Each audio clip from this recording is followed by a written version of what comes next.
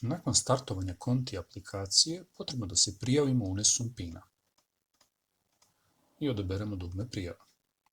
Ukoliko je to prvi start aplikacije, potrebno je da otvorimo smenu pritiskom na dugme Otvori smenu.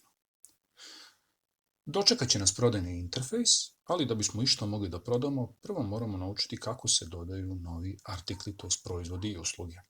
Otvaramo menu opcije i biramo artikli. Dobit ćemo spisak trenutno unetih artikala, a dodavanje novog vršimo pritiskom na dugme Dodaj u gornjem desnom ćošku. Biramo da li je reč o robi ili o usluzi. Nakon toga unosimo naziv, šifru.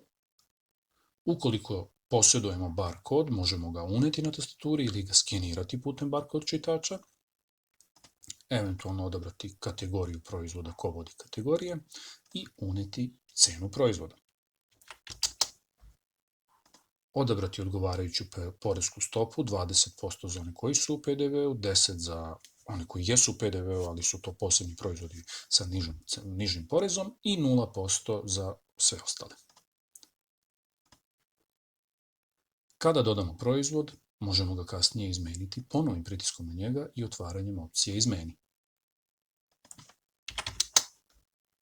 I radimo izmene željenih parametara i pritiskamo dugme Sačuvaj.